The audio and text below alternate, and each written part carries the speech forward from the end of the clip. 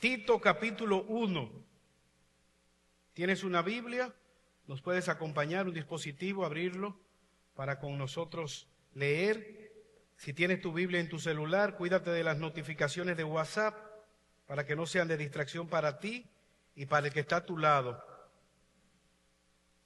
Tito capítulo 1. Vamos a leer desde el versículo 5. Aunque vamos a estar predicando desde el versículo 10. Por esta causa te dejé en Creta, para que corrigiese lo deficiente y establecieses ancianos en cada ciudad, así como te mandé. El que fuere irreprensible, marido de una sola mujer, y tenga hijos creyentes que no estén acusados de disolución ni de rebeldía. Porque es necesario que el obispo sea irreprensible como administrador de Dios, no soberbio, no iracundo, no dado al vino, no pendenciero, no codicioso de ganancia deshonesta, sino hospedador, amante de lo bueno, sobrio, justo, santo, dueño de sí mismo, retenedor de la palabra fiel, tal como ha sido enseñada, para que también pueda exhortar con sana doctrina y convencer a los que contradicen. Verso 10.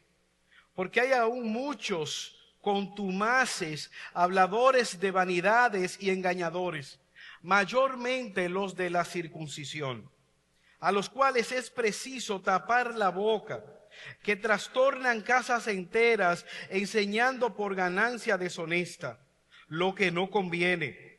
Uno de ellos, su propio profeta, dijo: los cretenses, siempre mentirosos, malas bestias, glotones ociosos. Este testimonio es verdadero.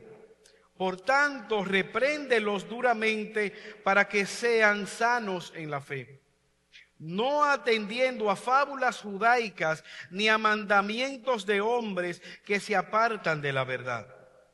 Todas las cosas son puras para los puros, mas para los corrompidos e incrédulos nada les es puro, pues hasta su mente y su conciencia están corrompidas. Profesan conocer a Dios, pero con los hechos lo niegan, siendo abominables y rebeldes, reprobados en cuanto a toda buena obra. Oremos. Señor y Dios, bendecimos, alabamos, exaltamos tu nombre. Te damos gracias por tus misericordias. Son nuevas cada mañana. Si hoy podemos estar aquí en pie adorando, bendiciendo tu nombre, es porque tú eres un Dios misericordioso que te deleitas en salvar. En esta hora te pedimos, oh Señor, que nos hables por medio de tu palabra. Permítenos adorarte escuchando tu palabra, así como te adoramos con los cánticos, con las alabanzas. Permítenos escuchar tu palabra. Danos oídos receptores, corazones dispuestos a recibir tu palabra y pies obedientes para poder vivir por ella.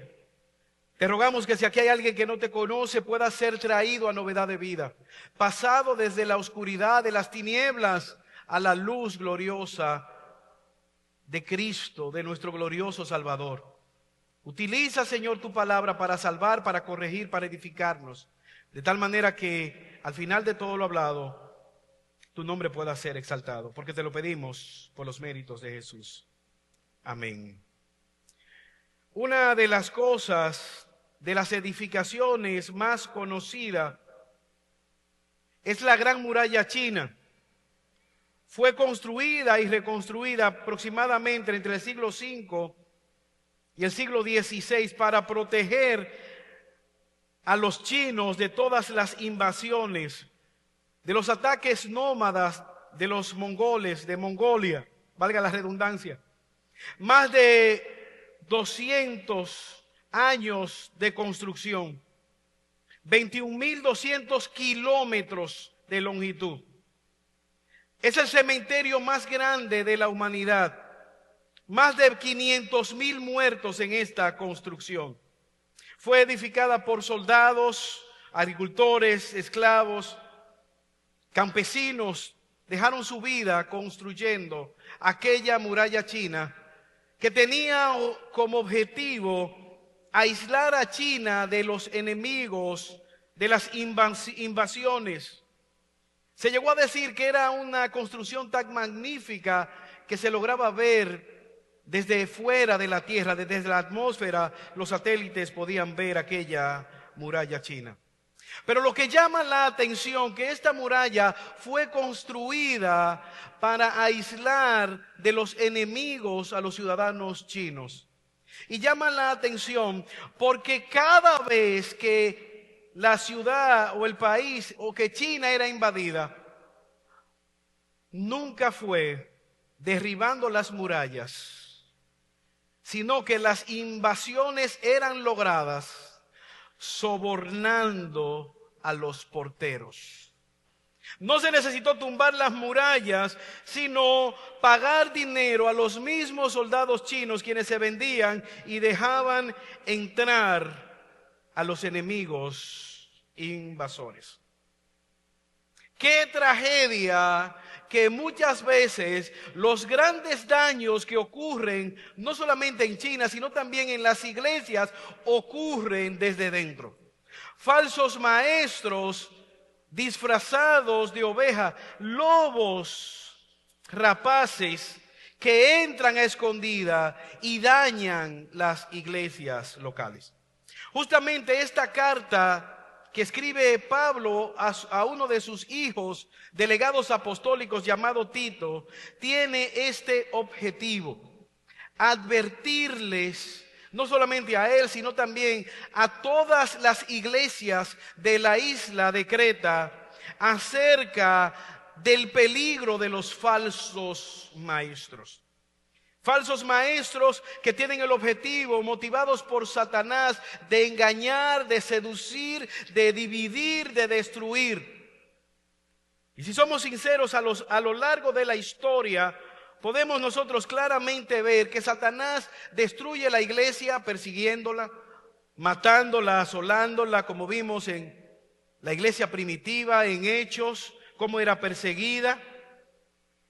Hace daño con falsas enseñanzas, diluyendo la verdad.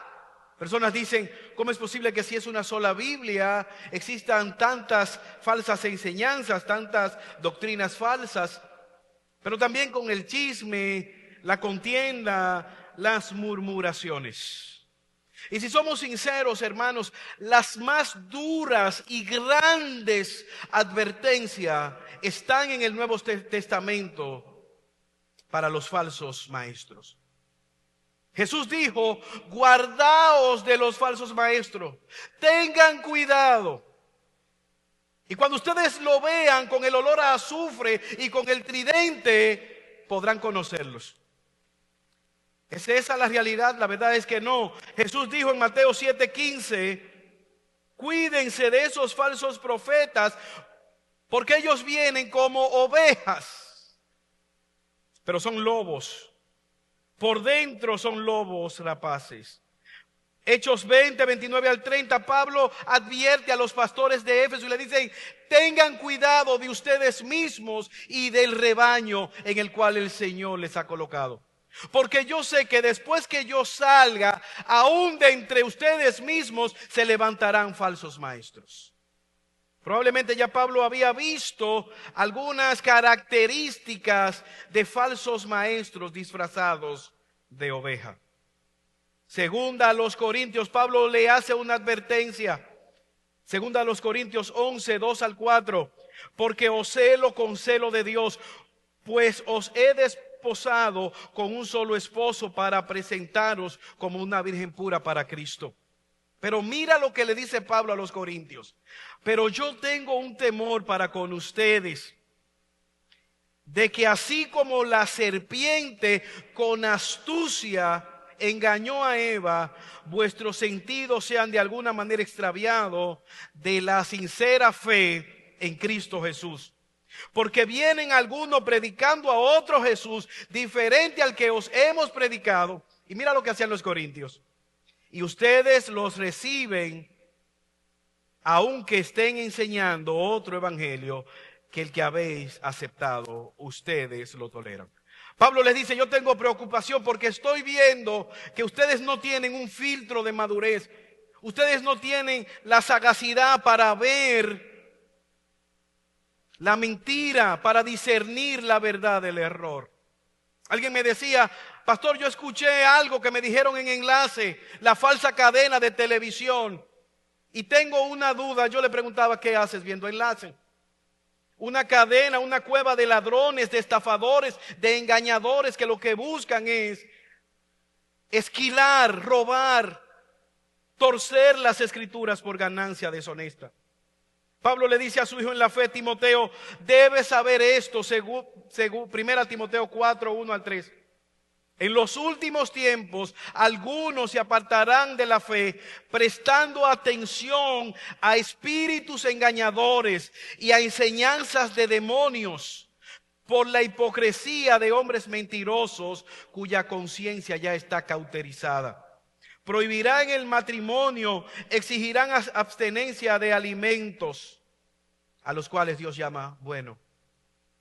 Él apela que estos falsos maestros siempre han existido, con la particularidad de que en los últimos tiempos tendrán apariencia de piedad, pero con sus actos negarán la eficacia de la misma. Segunda a Timoteo 3:1. A los tales evita. Sus sermones aparentemente citarán la Biblia, pero eventualmente terminarán derivados a la falsa ley o a la manipulada ley de la siembra y la cosecha, manipulando por ganancia deshonesta. Pedro advierte en 2 de Pedro 2:1: hubo también falsos profetas entre el pueblo, como también habrá entre ustedes. Se introducirán encubiertamente herejías destructoras y negarán al Señor que los rescató. ¿Cómo lo conocerán? Muchos van a seguir sus disoluciones, por causa de los cuales el camino de la verdad es blasfemado. Por la avaricia harán mercadería con palabras engañosas. Sobre los tales ya de largo tiempo la condenación no se tarda y su perdición no se duerme. Judas habla de estos falsos maestros impíos que convierten la gracia de nuestro Señor en promiscuidad. Pablo advierte a Timoteo que son estos que se meten a las casas seduciendo a mujercillas cargadas de pecado, que nunca maduran en su fe y las engañan y trastornan casas enteras. ¿Qué importancia tiene esto? Tú y yo como creyentes estamos llamados a madurar en nuestra fe, a crecer en nuestra fe, de tal manera que podamos entender y discernir la verdad del error. Como iglesia estamos llamados a proclamar la verdad del Evangelio. No todos los caminos conducen a Roma, no todo es verdadero. Hay falsedad, estamos en una guerra. De hecho, en la parábola del sembrador, Satanás es identificado como un cuervo que está alerta para robar la semilla que cae en el camino y que no fructifica. Tú y yo estamos llamados a amar la verdad, empaparnos de la verdad, madurar en la verdad del Señor y vivir en obediencia a esa verdad. Pero al mismo tiempo debemos procurar la unidad que es creada por el vínculo de la fe, por el Espíritu Santo en nosotros. ¿Qué hacen estos falsos maestros? Son engañadores, son divisivos, tratan de separar la iglesia para aprovecharse de la oveja débil. Son expertos en identificar a los nuevos creyentes para traer engaño. Están contaminados. No les interesa la verdad. ¿Qué debemos hacer? Versículo 10. Luego de que Pablo le ha dado a Timoteo las características de los hombres aprobados que han de dirigir la iglesia, ahora Pablo pasa a identificar a los falsos maestros. Tú y yo debemos identificar a estos falsos maestros, y una de esas características es que ellos son divisivos. Recordemos que Tito está en la isla de Creta como delegado apostólico para llamar al arrepentimiento a los que se oponen, para instaurar a pastores en aquellas iglesias. Ahora Pablo pasa a dar una descripción de estos hombres. Versículo 10. Porque hay aún muchos contumaces, habladores de vanidades y engañadores, mayormente los de la circuncisión. Mira la descripción. Son muchos, manadas de engañadores. Andan por toda la isla de Creta, están en todo lugar. Su proliferación son muchos. Por eso Pablo dice, establece ancianos que les salgan al frente a estos falsos, a estos engañadores. El reto de cada creyente es evaluar a sus pastores a la luz de las cualificaciones bíblicas y someterse al cuidado de ellos y permanecer sometidos a ellos siempre y cuando ellos permanezcan fieles a las Escrituras. La palabra de Dios es la máxima autoridad debajo de la cual estamos todos sometidos. Pero debemos conocer que saldrán muchos. ¿Cuál es la característica? Como decíamos anteriormente, no huelen a azufre, no tienen un tridente ni unos cachos. Sutiles engañadores. Son afables, persuasivos, atractivos, ambiciosos, guiados por sus pasiones. Y cuando hablamos de pasiones no nos referimos simplemente a pecados sexuales, el dinero, la avaricia, la codicia. Si yo te preguntara cuáles serían las características de un buen pastor, ¿qué tú me responderías? Que sea una persona carismática, que sea simpático, que esté en todos los velorios, en todas las bodas, cumpleaños, baby showers. ¿Cuáles son las características? Hermanos, la Biblia no lo deja al azar. Ya lo vimos en los versículos 5. Por esta causa te dejé en Creta. Establece anciano. ¿Quiénes son? Irreprensible, digno de imitar, marido de una sola mujer, apto para enseñar. Si tiene hijos, que estén sujetos a su autoridad siempre y cuando sean menores de edad. Que sea irreprensible, que sea administrador, no soberbio, no iracundo, no un borracho, no un golpeador, no un violento. Que no sea codicioso de ganancia deshonesta, que no sea un secreto como el pastor se gana la vida, sino debe ser hospedador, amante de lo bueno, sobrio, justo, decoroso, santo, dueño de sí mismo, retenedor de la palabra, fiel. ¿Por qué? Porque va a enseñar a la iglesia, va a advertir de los peligros. Yo recuerdo una vez en el lugar donde trabajo, había una persona que le gustaba mucho leer, y yo veo que tiene un libro, y déjame ver ese libro. Un falso maestro, Depra Chopra.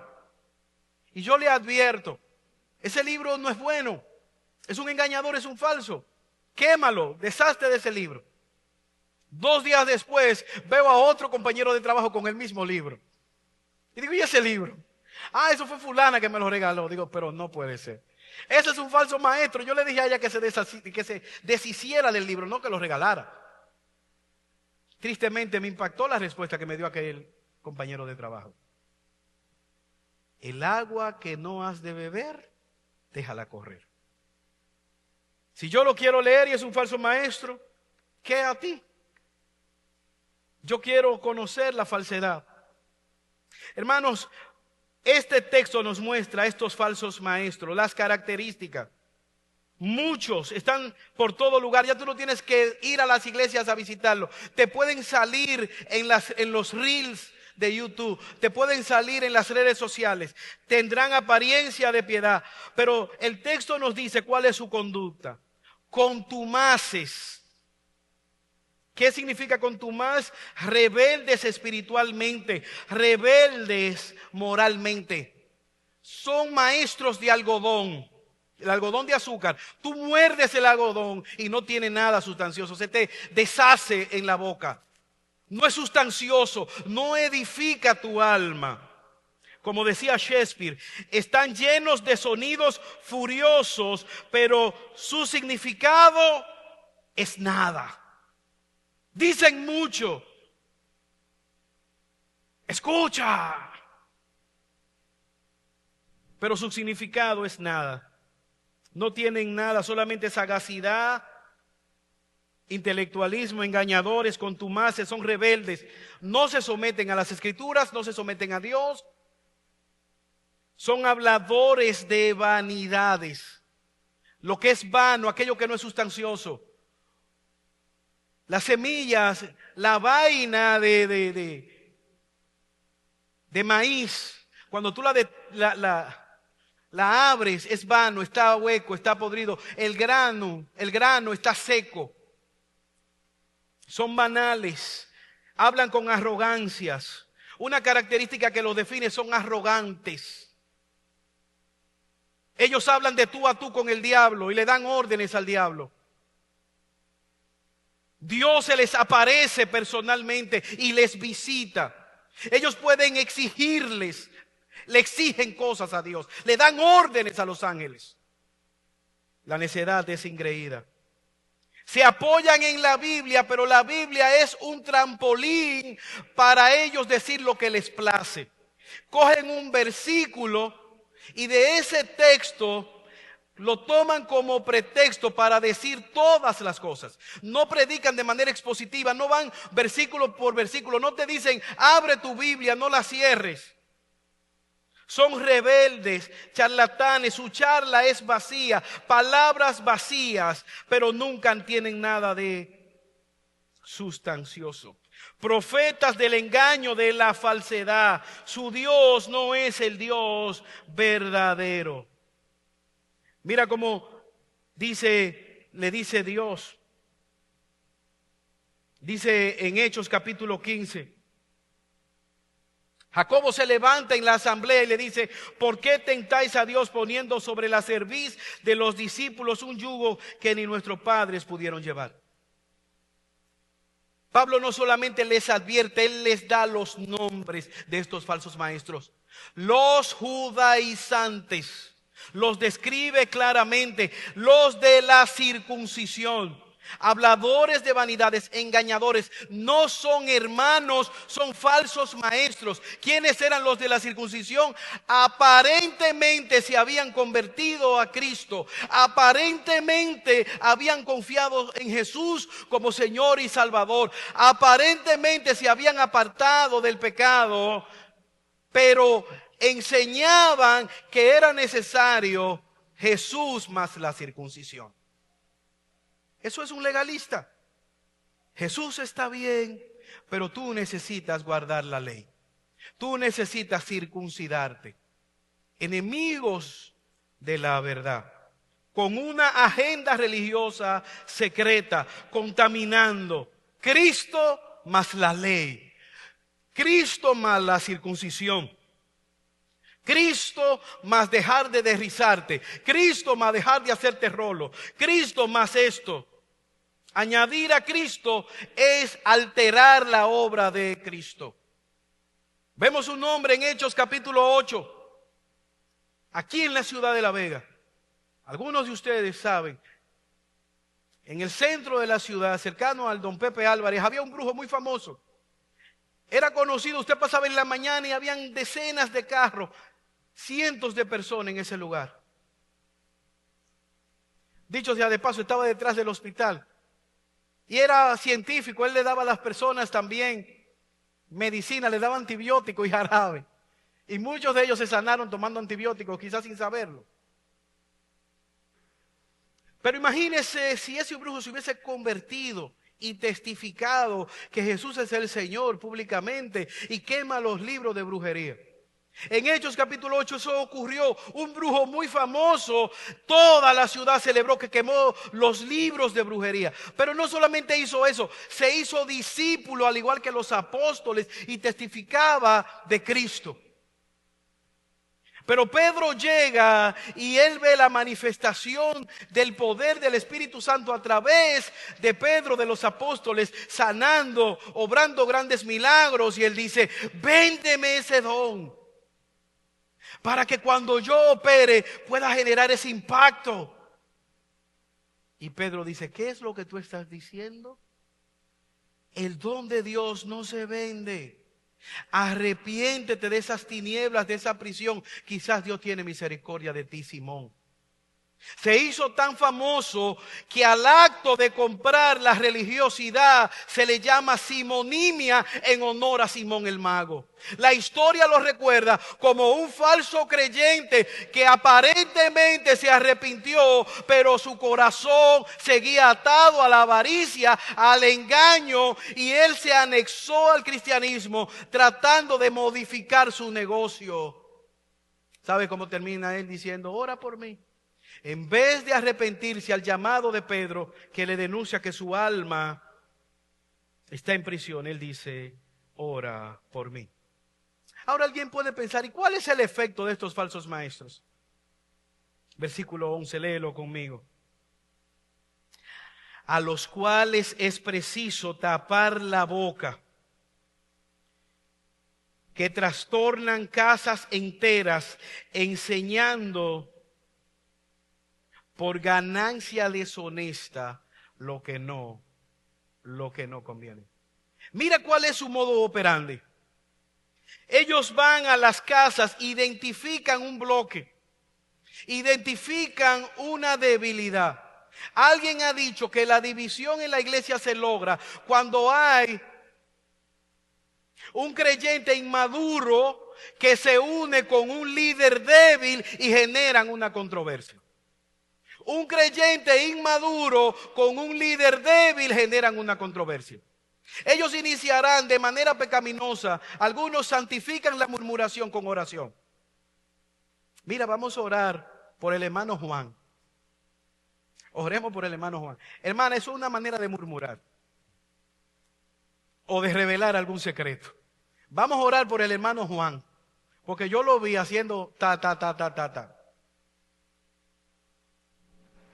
En la iglesia de nosotros está bien, pero tú sabes que hay algunas cosas, canalizadores de situaciones particulares.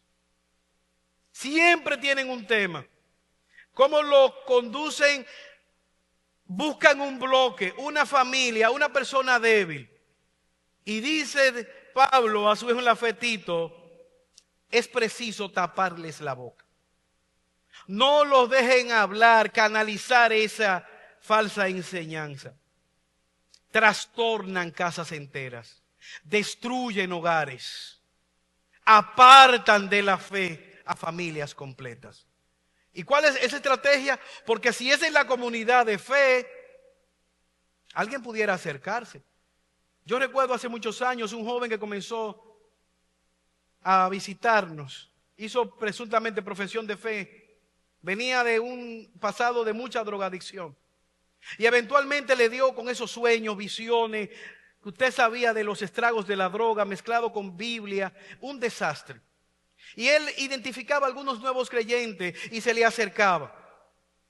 Y yo puedo testimoniar una vez que él estaba hablando y un hermano, Rafael Tavera, un hermano sencillo, humilde, le dijo, varón, ¿y de dónde usted está sacando eso? Eso no lo dice la Biblia, cuidado. Y yo escuché de la advertencia que él le hizo.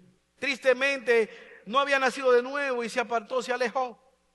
Pero él lo hizo públicamente y públicamente fue llamado a la reflexión. Cuidado, eso no es lo que nos están alimentando como ovejas. Eso no es lo que estamos recibiendo en los grupos pequeños. Eso no es lo que estamos recibiendo en los grupos discipulados. Eso no es lo que estamos recibiendo desde el púlpito. Cuidado, varón.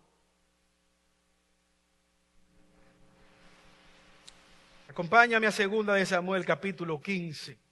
Mira cómo ellos accionan. Versículo 1. El hombre más hermoso de la faz de la tierra y más endemoniado que ha existido. Desde la coronilla de su cabeza hasta las plantas del pie. Hermoso. Absalón, enemigo de su padre David. ¿Qué hacía él? Aconteció después de esto, que Absalón se hizo de carros de caballo y de 50 hombres que corrieran delante de él. Armó un equipo como si fuera el presidente. Se levantaba Absalón de mañana y se ponía a un lado del camino junto a la puerta. Y a cualquiera que tenía pleito y venía el rey a juicio, Absalón le llamaba y le decía, ¿de qué ciudad tú eres? Y él respondía, tu siervo es de una de las tribus de Israel. Entonces Absalón le decía, mira, tus palabras son buenas y justas, mas tú no tienes quien te oiga de parte del rey. Y decía Absalón: ¿quién me pusiera por juez de la tierra para que viniese a mí todos los que tienen pleito o negocio, que yo les haría justicia? Y acontecía que cuando alguno se acercaba para inclinarse a él, él extendía la mano y lo tomaba y lo besaba. De esta manera hacía con todos los israelitas que venían al rey a juicio, y así robaba Absalón el corazón de los israelitas. Se levantaba de temprano, se ponía en la entrada de la ciudad, no para orar, no para animar, sino para interceptar a todos aquellos que tenían incomodidades con el rey David. ¿Y qué le decían? ¿Y cuál es tu causa? Ah, pero mira, no, tú tienes razón, claro que sí.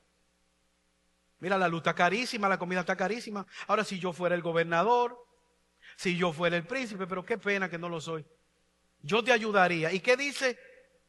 ¿Amaba genuinamente Salomón a estos pobres, a estos miserables? ¿Estaba genuinamente él interesado en ellos? ¿O estaba buscando la manera cómo debilitar el reinado de David de tal manera que podía canalizar el descontento, canalizar la incomodidad para apartarlos en contra de David?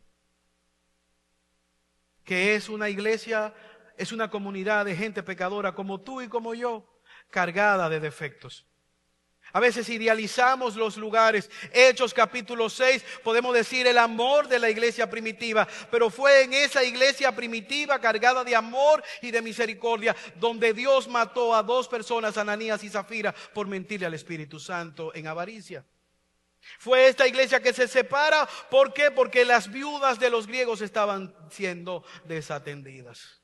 Somos pecadores y podemos nosotros tener falsas expectativas de lo que es una comunidad de pecadores igual que tú y que yo. El cristianismo demanda que los miembros sean pecadores, gente imperfectas, como tú y como yo. Este texto está aquí para advertirnos. Estos propagadores de engaños, canalizadores de incomodidades, proclamadores de mensajes erráticos, causan estragos. Aparentemente su estrategia era apartar a la oveja. ¿Para qué? Para luego ser desmotivada. ¿Cuál es la intención? Versículo 11, parte B. Lo hacen por ganancias deshonestas. Versículo 6, los ancianos verdaderos son llamados a una vida de piedad, a ser fieles y a ser puros. Estos hombres son deseosos de ganancia deshonesta. Su motivación es la impiedad. No un salario justo, sino buscan engañar. Hermanos, esto cobra implicaciones para nosotros en el día de hoy, porque como dije anteriormente, ya no es necesario salir a ir a un púlpito o a un culto por las redes sociales. Y déjame decirte algo, este pasaje está aquí, por eso es bueno y saludable la predicación expositiva. Son textos difíciles de predicar, pero que están ahí para advertirnos a nosotros. Nosotros estamos llamados a madurar en nuestra fe, a crecer como creyentes. ¿Para qué? Para no ser movidos por vientos de doctrina. Que tú puedas madurar y que cuando alguien te pregunte acerca de tu fe, tú no seas como aquel hermano que dice, eso es verdad. ¿Y cómo lo sabe? Bueno, me lo dijo el pastor. Y eso es así porque lo dijo él. Que tú puedas ser como aquellos samaritanos que van donde Jesús y le dicen, ya no solamente creemos por la fe de la samaritana, ahora tenemos nuestra propia fe y podemos creer por lo que hemos escuchado y aprendido de ti. Que tú puedas tomar la decisión de unirte a esta iglesia local. Si no estás bautizado, bautizarte y crecer, unirte a un grupo pequeño donde puedas ser discipulado. He visto, y yo sé que también el pastor Jacinto y los líderes del grupo pequeño, las familias que crecen, que maduran en la fe, son aquellas que se unen a los grupos pequeños, son aquellas que se unen al grupo de damas, son aquellas que quieren crecer y madurar. Pablo le dice a Timoteo, mira cuál es su carácter, tápales la boca. Versículo 12, él los describe a ellos. ¿Quiénes son estos? Versículo 12, uno de ellos, su propio profeta, dijo, los cretenses, siempre mentirosos, malas bestias, glotones ociosos. Este testimonio es verdadero. Dentro de ellos mismos, uno de sus profetas se paró, llamado Epiménides, y dice, Los cretenses, siempre mentirosos, siempre glotones, malas bestias. ¿Qué es una bestia? Es un animal que se rige por su propia pasión. Yo recuerdo mientras leía el pasaje, mi abuelo tenía un caballo que lo montaba solamente él, cuando podía montarlo. Y siempre estaba como aislado de los demás animales. Era difícil de montar, te estrellaba. Una mala bestia, no era útil. No lo podías utilizar para buscar leña, para llevar una carga, para nada, porque era una mala bestia. La ira, la fuerza descontrolada le dirigía. Repréndelos, dice el apóstol Pablo. Hay una frase muy famosa en la ciudad de La Vega: los veganos somos buenos todos. Eso no es verdad. Todos son alegría, ¿sabe? Solo le dijo un señor, se le olvidó lo que iba a decir y dijo eso. Pablo dice, uno de ellos mismo dijo que eran mentirosos, malabestias, glotones, ociosos. ¿Sabes qué, Tito? Eso es verdad. El Espíritu Santo dice que sí, que es verdad. Todos son mentirosos, todos son glotones. Ten cuidado, tápales la boca. Ellos eran malas bestias, personas que son dirigidas por sus pasiones. Yo te pregunto en esta mañana, ¿qué te define a ti? ¿Cuál es el carácter que te define a ti en esta mañana? ¿Eres tú uno que puede ser inscrito en el primer listado de los hombres piadosos, maridos de una sola mujer, sobrios, decorosos, hospedadores? ¿O te gobiernan tus pasiones, tus deseos, pasiones pecaminosas? ¿Qué te define a ti? ¿Es la palabra de Dios que está gobernando tu vida? ¿Están tus pasiones sometidas a la voluntad de Dios? ¿Están tus pasiones sometidas al pie de la cruz? ¿O eres tú de aquellas personas iracundas, guiadas por sus deseos? Eugene Peterson dice, son mentirosos desde el vientre, perros que ladran, vientres perezosos, haraganes, codiciosos de ganancia deshonesta, no les gusta trabajar, son vagos, engañadores, mentirosos.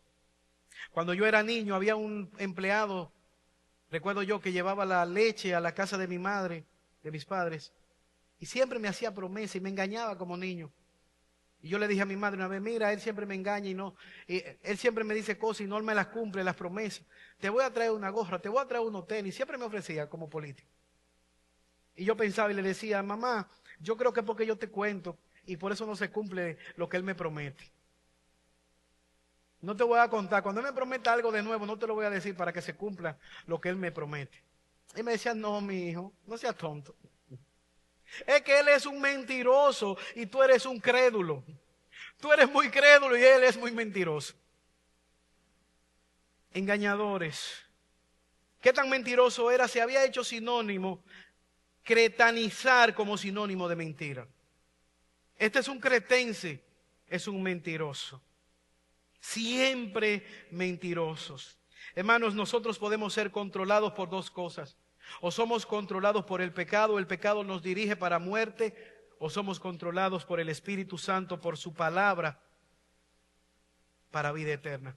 ¿Cuál es el objetivo de este pasaje? Este pasaje está aquí para que, utilizado por el Espíritu Santo, pueda servir a nuestras vidas como un bisturí que pueda cortar aquella área identificada por la palabra, por el Espíritu Santo, que está en putrefacción para vida. Que pueda venir de parte del Espíritu Santo en nuestra vida un sangrado que traiga oxígeno, que traiga vida.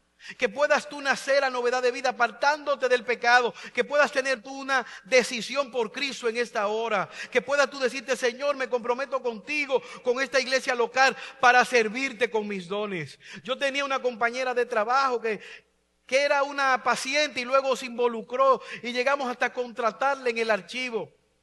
Tenía un pie diabético y le rogamos que se lo dejara amputar para que salvara la vida. Y ella decía, no, con un té de qué sé yo cuánto, con hoja de qué sé yo qué, yo voy a salvar mi pie. Y tristemente, aquí hay algunos médicos que saben de quién yo les hablo, tristemente hizo una sepsis y murió. Se aferró a aquel trozo de piel necrótico, aquella infección que no iba a desaparecer con té y con ungüento. Pablo quiere que Tito advierta a los hermanos del error. Mira cómo ellos hacen énfasis. Repréndeles, versículo 13, parte B. Repréndeles duramente para que sean sanos en la fe, para que no atiendan a fábulas judaicas ni a mandamientos de hombres que se apartan de la verdad. Tú sabes lo que ellos hacían, ellos le daban número. Génesis habla de Abraham, número 982. A las palabras hebreas le daban número y ahí mezclaban números y entonces vivían contando fábulas, cuentos de camino. ¿Cuál es la reacción que Pablo le dice a Tito? Repréndeles duramente, llámale al arrepentimiento. Eso no va a producir nada provechoso, eso no edifica. Palabrería hueca, fábulas, genealogías, mandamiento de hombre. Como decíamos anteriormente, estos mandamientos judaicos, ellos decían, una pregunta, si yo me estoy comiendo un plato de legumbre y cae un grano al piso y nace una planta, ¿eso sería sembrar en el día de reposo? Y uno decía, sí, claro, eso es sembrar. Accidentalmente de la cuchara se me cae un grano de maíz y nace una mata. Yo sembré en el día de reposo y eso es pecado. ¿Y qué hacían? Prohibido comer maíz en el patio el día de reposo. No vaya a ser que se te caiga un grano inconscientemente y nazca una mata. Y ahí se iban en fábula, en contienda, y muchos de ellos llegaban a discutir. ¿Usted sabe qué? ¿Cuántos demonios cabían en la punta de una aguja? Y ahí hacían largos debates. Y al final la gente salía, ¿y de qué hablaron? Yo no sé, pero sabían mucho. ¿Cuántos demonios caben en la punta de una aguja? Corta de raíz esos mitos, esa fábula. Que si tú hablas en tal día te vuelve un pescado. Que si come tal comida, que si esto, que si aquello. Repréndele, son fábulas, mandamientos de los hombres que no operan conforme a la verdad. No le abras las puertas a aquellos vendedores de atalaya. No le abras las puertas para socializar, aunque los libritos sean a multicolor y sean bonitos. No socialice con ellos, tápales la boca. Son fábulas, engaños, mandamientos de hombre. Si tú estás escuchando la sana doctrina, no preste tu oído a fábulas engañosas. Es esa la oveja que el león se come. Es esa la gacela que es destruida por el tigre cuando se aparta, la que está distraída, la que está fuera del rebaño. Mira cómo dice el versículo 15. Todas las cosas son puras para los puros, mas para los corrompidos e incrédulos nada le es puro, pues hasta su mente y su conciencia está corrompida. Apártate de ellos. Ellos no quieren tu bienestar. Son como aquella señora que leí acerca de ella en Miami. Hay gente que le da por hábitos raros. A esta señora le dio por alimentar y criar una boa. Y tenía esta enorme serpiente en su casa. Y ella le echaba comida y estaba ella preocupada porque aquella serpiente enorme no comía. Y fue donde el veterinario a preguntar cuál era la razón por la tristeza de su mascota. El veterinario le dijo, no, ella no está triste. Ella está haciendo estómago. Estos animales tienen la capacidad de medir a sus presas y ya ella la midió a usted. Y está en ayuno intermitente creando el espacio en su estómago para devorarla prontamente. Lo que usted tiene que hacer es deshacerse de esa serpiente peligrosa.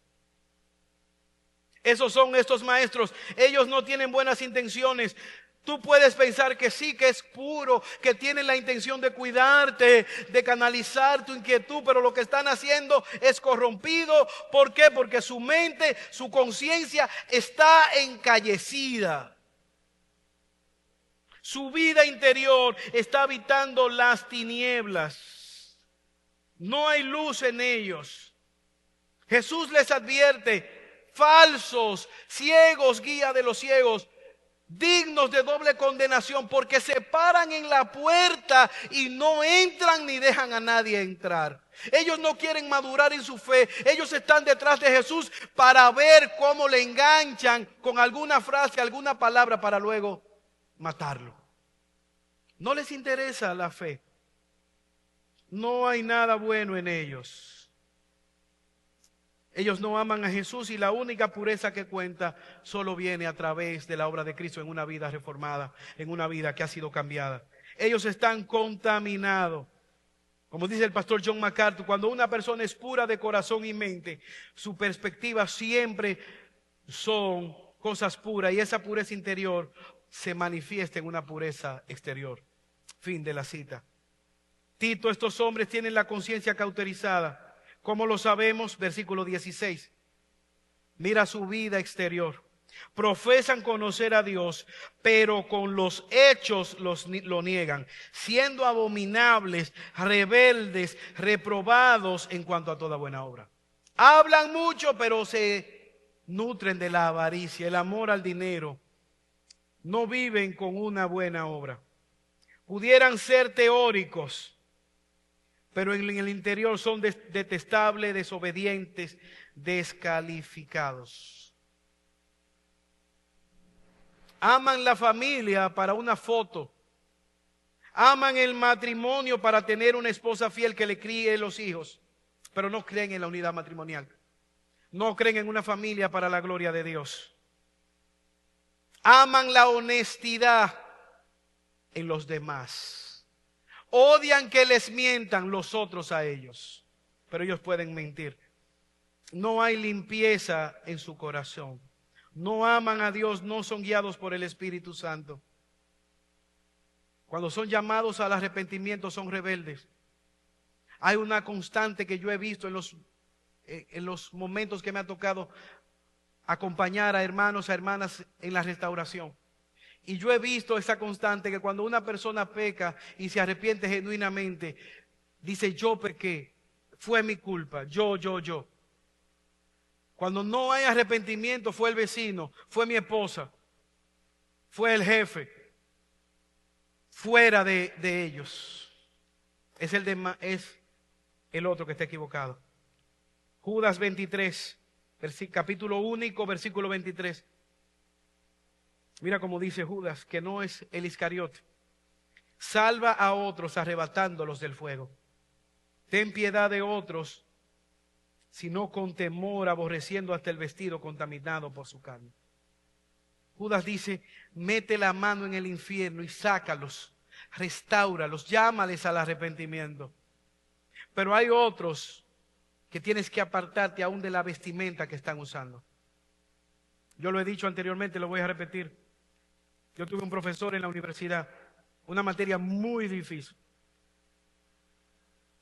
El primer día de clases él dijo: más de la mitad de ustedes, yo no lo conozco a ninguno de ustedes, y no soy profeta, pero le voy a decir una profecía. Más de la mitad de ustedes se van a quemar.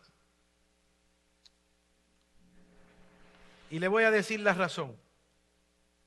Esta materia la pasan aquellos que cuando salen de aquí se van a la biblioteca a estudiar y a repasar.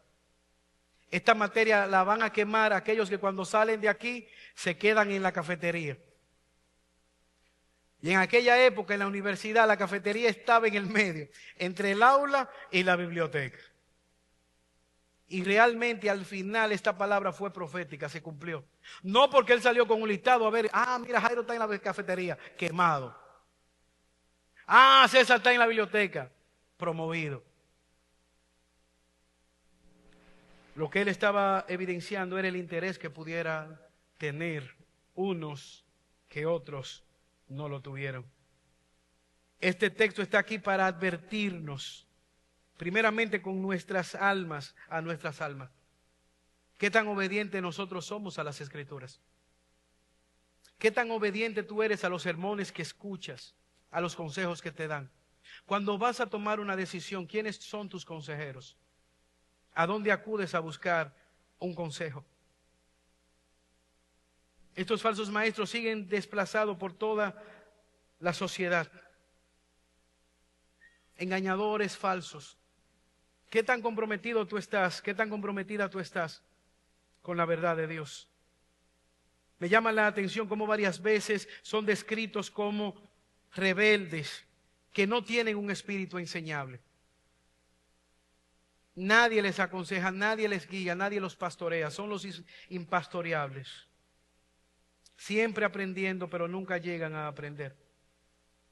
Este texto está aquí para advertirnos, primeramente sobre nuestro propio carácter, aquellas áreas que no hemos rendido a la voluntad de Dios, aquellas áreas que no hemos traído a la voluntad de Dios, a la palabra de Dios. Pero al mismo tiempo, ¿qué tan comprometidos nosotros estamos con una sana enseñanza? ¿Quién te está discipulando? El creyente es un discípulo. Jesús vino a hacer discípulos. Y nosotros somos discípulos. ¿Quién te está discipulando? A mí no me discipula nadie. Claro que sí que te discipulan. Reconócelo, identifícalo. ¿Quién es tu maestro? ¿Quién te está pastoreando? ¿Quiénes son tus amistades? A veces los padres quisieran que sus hijos tengan amigos piadosos. Ustedes que son padres, ¿tienen amigos piadosos? ¿Son sus amigos personas que van camino a la ciudad celestial? No vas a llegar a la vida eterna siguiendo, imitando a incrédulos, siguiendo hombres impíos, mujeres incrédulas, impías que no aman a Dios. Este texto habla claramente y nos da advertencia de cómo nosotros debemos conducirnos a la luz de esta realidad, para que no seamos engañados. Que hemos visto que no solamente debemos proclamar la verdad, sino también confrontar la falsedad y el error de manera violenta. Debemos confrontar a aquellos que causan estas divisiones, a aquellos engañadores, engañados por el diablo y que están engañando a los creyentes. Debemos taparle la boca y no dejarles hablar. Pero al mismo tiempo debemos evaluar nuestras vidas a la luz de esta verdad. Este pasaje está aquí para que nosotros nos examinemos, que podamos ver nuestra vida privada y la manera como estamos viviendo la luz de la eternidad. Quiera Dios ayudarnos en esta mañana y que como creyentes estemos alerta, porque cada vez que la obra de Dios se está llevando, el enemigo también se levanta. Tuve un profesor en el seminario. En este momento él no estaba pastoreando, pero él duró muchos años pastoreando y me llamó la atención lo que él dijo. Por más de 23 años pastoreó una iglesia en Washington, en los Estados Unidos. Y él dijo, fue una iglesia sumamente exitosa, grandemente exitosa. Tenía aproximadamente 150 a 170 miembros. Y a mí me llamó la atención negativamente en el momento por la capacidad que él tenía, la fama internacional que tenía, la iglesia tan pequeña que él estaba pastoreando en los Estados Unidos. Y él dijo, esta iglesia fue sumamente exitosa porque nosotros logramos predicar la palabra sanamente por más de 23 años.